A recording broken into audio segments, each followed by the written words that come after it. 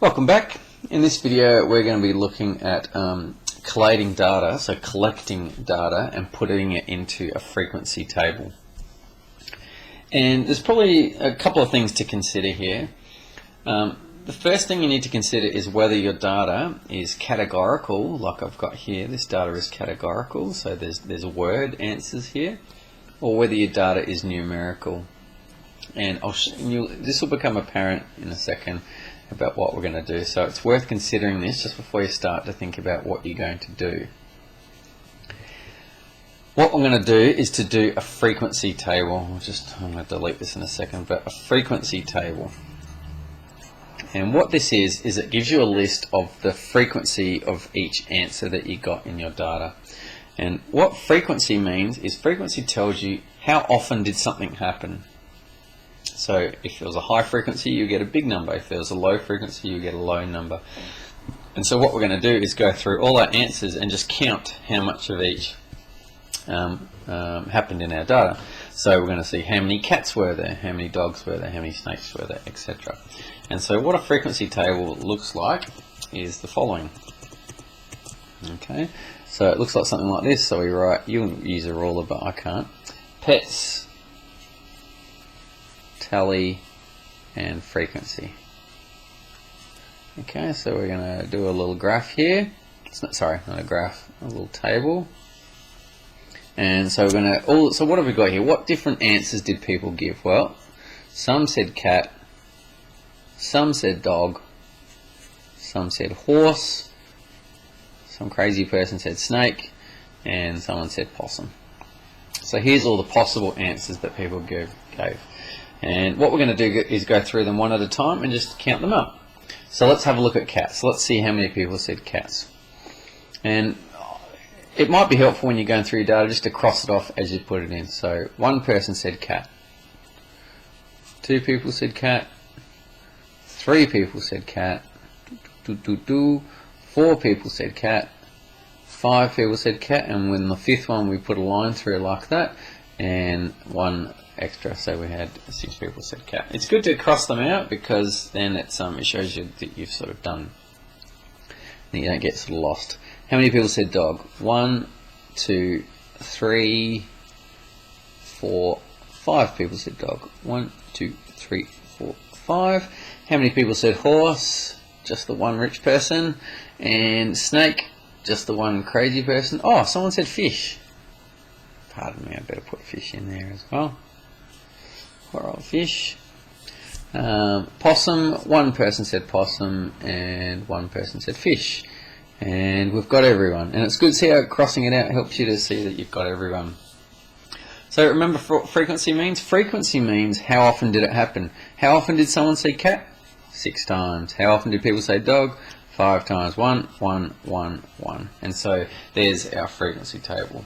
And like I said in the last video, the meaning of statistics is to summarize the data. And that's what this has done. Instead of having a bunch of words written down here, we can now look at it and say, well, cat was the most popular, dog was second but not very far behind cats, but then all these other sort of pets were well behind cats and dogs. So it sort of gives you a picture of what's going on. So that's how to do it for categorical data. Let's have a look at numerical data. Now, if we did the same thing that we just did here for this numerical data, it would not make sense. Okay, so in other words, if we wrote down every different possible answer here, so we'd have to write down 151, 147, 131, and each would just have one value. It wouldn't help us at all. It would be really meaningless. It would look stupid. So we don't do that. Okay, so what we do instead is to go, well, how often did a number fall in a certain interval, so in a certain range of values? So if we just have a quick look at our data values, what's sort of the smallest number in here? Is it 131 is a small number, that's the lowest, and what's the highest? Had a 172, so that's the highest here. So I've got lowest to there.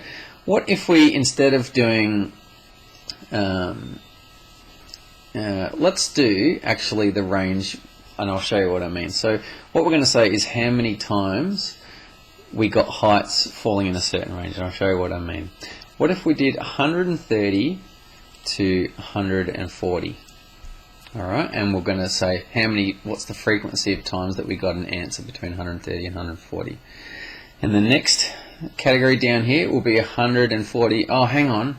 We can't write 140 in both places, otherwise where would you put 140? So if you got 140 up here, would it go in this category or in this category? That doesn't work. So we just need to make sure there's no overlap. So instead of writing 130 to 140, we'll go 130 to 139. And here we'll do 140 to 149. There we go, there's no overlap now. 150 to 159, and then 160 to 169, and we had some over 100, yes we do, so we need to do the next one as well, 170 to 179. So this column is the heights. We're going to have a tally column here and a frequency column here. Okay, just like so. Great, let's do it, okay? So one at a time, we're just going to go through. How many heights are between 130 and 139? 1, 2, 3, 4. So I've got 1, 2, 3, 4. We've got 4 in between that range. So let's have a look in the 140s. We've got 1, 2. So just the 2 in the 140s. How many in the 150s? 1, 2, 3, 4, 5, 6. 1, 2, 3, 4, 5, 6. And in the 160s we have 1, 2, just the 2. And in 170s we have 2. Oh, did I miss that 160? Just let me check that. How many 160s do we have?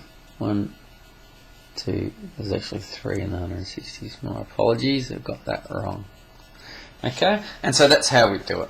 So for numerical data, it doesn't make sense to do it in the same way as categorical data. It makes sense to put it into intervals or groups of numbers. It makes it look more easy. And so, like I said, statistics summarizes the data.